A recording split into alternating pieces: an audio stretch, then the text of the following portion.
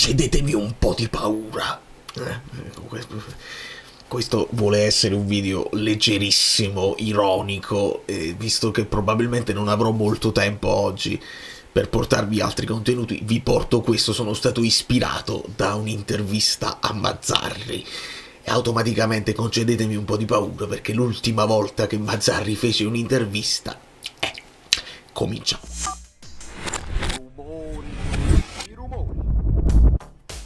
Io rigetto tutte i paragoni con l'annata di Garcia, non voglio, trovo tutte, se volete vi trovo tutte le differenze possibili. Benvenuto Vincenzo Montuori, vi trovo tutte le differenze possibili, sebbene in un altro video ironico di quando si presentò Conte io feci parola per parola quello che disse Conte, erano esattamente le stesse parole di Garcia, proprio uguali.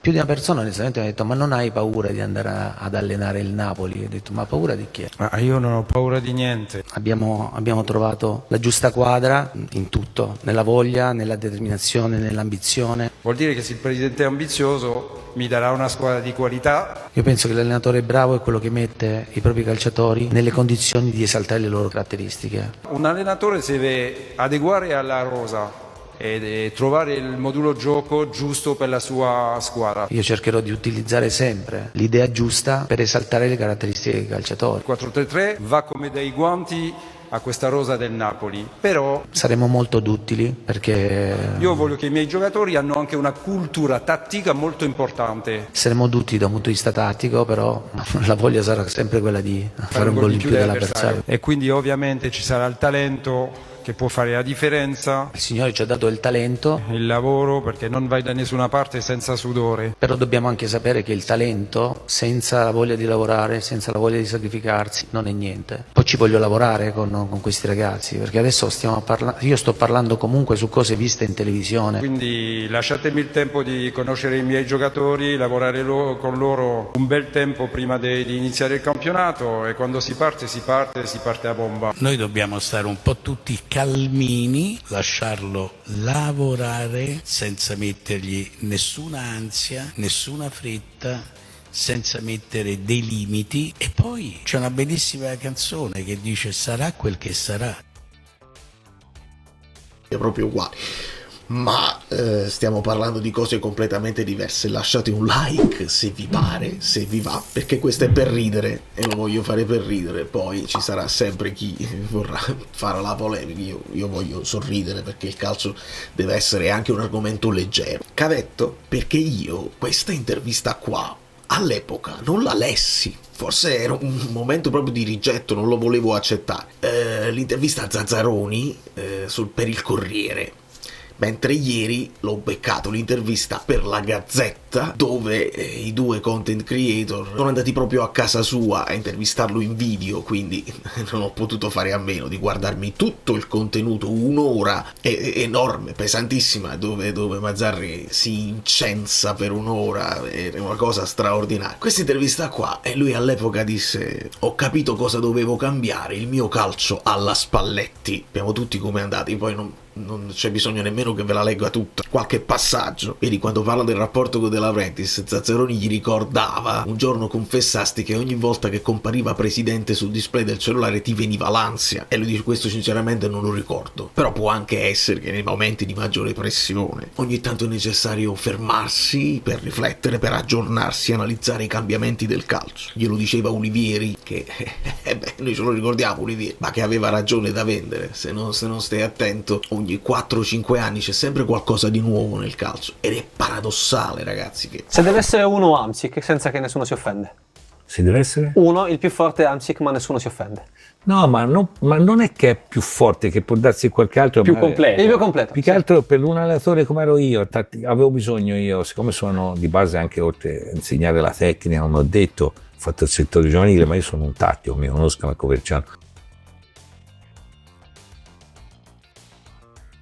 Stiamo in una fase calcistica dove le più grandi squadre, che poi fanno grandi risultati, stanno rinunciando quasi tutte al possesso palla e al gioco di dominio per concentrarsi su quella che è la riaggressione, la pressione altissima, costante. L'esempio è il PSG che ti batte in faccia in fallo laterale, così ti viene ad aggredire subito. Non la vogliono la palla ed è paradossale che Conte quest'anno ha provato ad impostare un gioco di dominio fatto di possesso, di tenere il pallone per difendersi con la palla, e invece forse il calcio sta andando in un'altra direzione. Se andiamo a vedere che Guardiola sta facendo più gol in contropiede, lascia all'Arsenal il possesso palla, fanno 30% di possesso palla il City con l'Arsenal, qualcosa di molto interessante se lo vuoi analizzare proprio a livello didattico. Lasciatelo dire, cercavi insistentemente degli alibi delle sconfitte, vedete il fatto degli alibi. Conte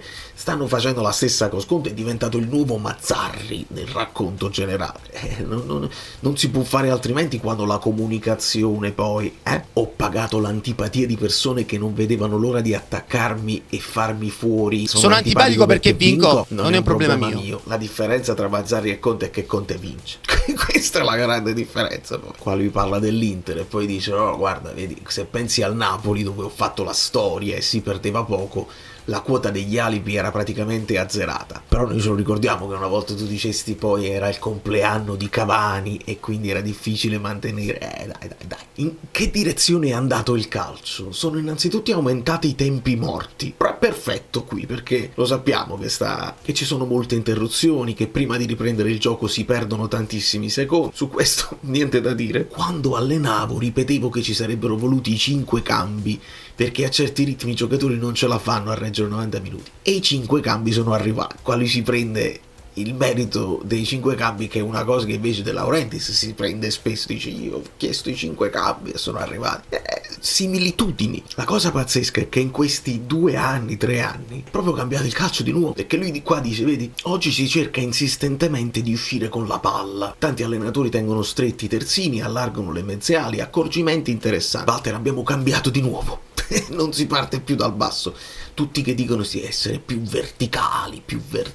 Oggi qual è il calcio più vicino al tuo ideale? Il Napoli di Spalletti, quello che piace a tutti. Io il 4-3-3 non ho mai potuto farlo, non avevo i giocatori adatti. A Napoli torneresti? A Napoli vorrebbero tornare tutti. Piace insegnare, migliorare i giocatori. I giocatori con me migliorano. Programmare, chiedo troppo. Qua il fatto che lui ha inventato Cavani, che senza di lui non sarebbe mai diventato. L'Avezzi sovrappeso, lui l'ha fatto dimagrire. Ho letto che ti saresti proposto al Napoli. Il Napoli che mi piaceva tanto l'anno scorso con Spalletti me lo sono studiato a memoria. Conosco tutti i movimenti che facevano, questo fa parte di me, ma finisce qui. Non ho sentito nessuno del Napoli, sono balle. Sono balle. Benitez, calcio a volte bugia. Poi qua anche Bremer se l'ha inventato lui. Comunque vi rimando ai pezzettini del video dell'intervista che ha rilasciato alla Gazzetta, perché è un potpourri di cose meravigliose che ci ricordano anche i tempi andati, i tempi romantici in cui non avevamo la pressione di dover vincere, quasi perdiamo 2 partite, fare fuori subito l'allenatore, tutti i giocatori non sono buoni, e il Napoli ha cambiato status e questo è evidente. E anche grazie al lavoro di Mazzarri dell'epoca, che noi non rinneghiamo. Purtroppo però il calcio va avanti e bisogna aggiornarsi costantemente, forse sta andando a velocità esponenziale, quindi prima ogni 4-5 anni, adesso ogni 3 anni, forse potrebbe cambiare anche di anno in anno. Serve gente fresca, serve gente pronta e, come dice anche Mazzarri, credibile. Sembra quasi che sai, poco. Allora,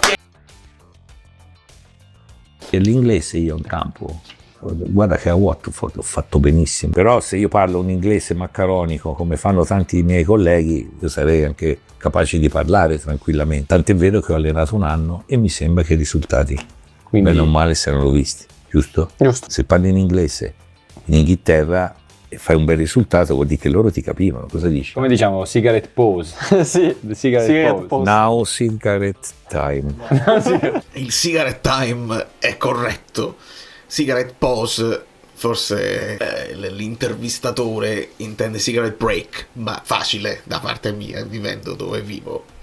Purtroppo al Watford non hanno un buon ricordo di Mazzarri. Ho pescato un articolo del Guardian. La partenza di Mazzarri sarà compianta da pochi a Vicarage Road. Un sondaggio recente con i tifosi ha trovato il 78% contenti del licenziamento. Questo anche dato dal fatto che lui si rifiutasse di parlare inglese in pubblico, il che non aiutava neanche il rapporto con i giocatori. Gradualmente, con i problemi di comunicazione essere solamente uno dei problemi tra i tanti, il rapporto con i giocatori ha cominciato a disintegrarsi. Poi loro fanno anche un elenco di tutte le volte che lui parla di sfortuna: non siamo stati fortunati, siamo stati un po' sfortunati. Parla anche della questione che lui era famoso per far rendere gli attaccanti molto bene, e malissimo rese l'attaccante del Watford all'epoca, proprio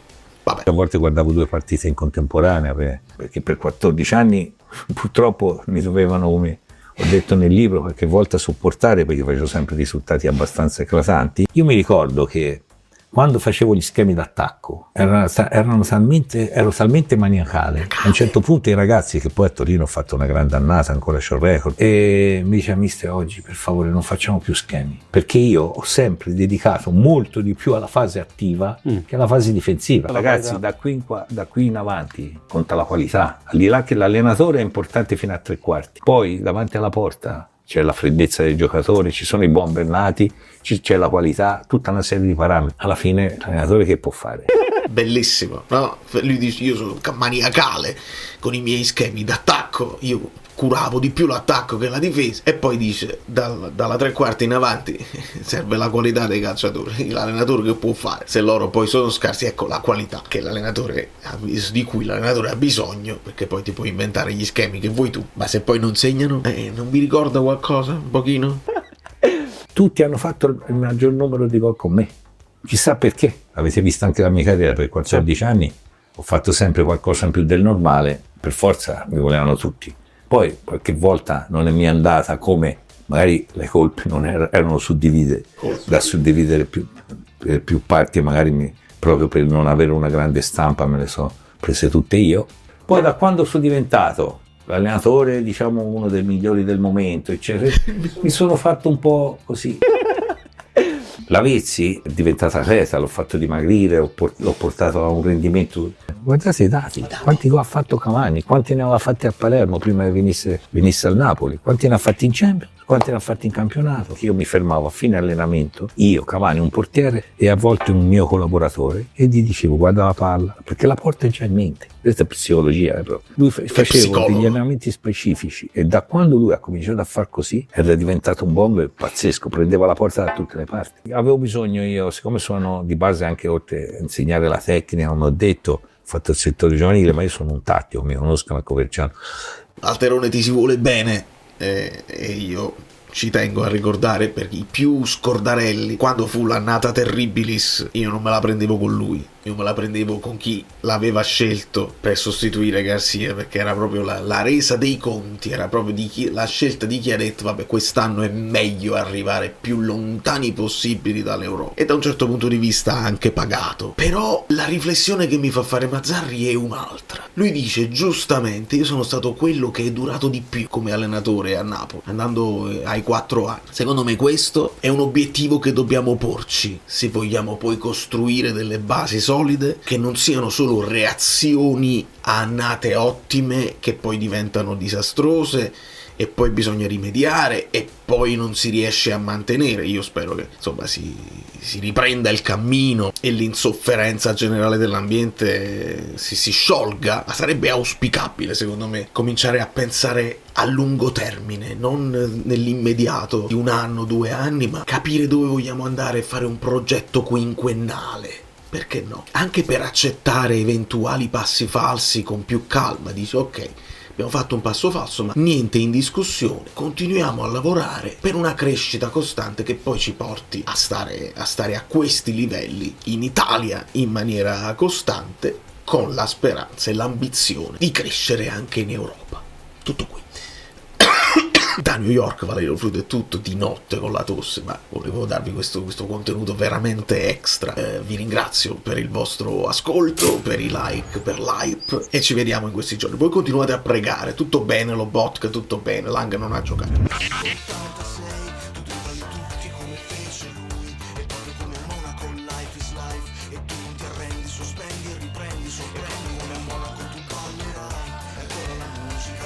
Tutti come la grande mela che non dorme mai, il frutto delle scelte di una vita che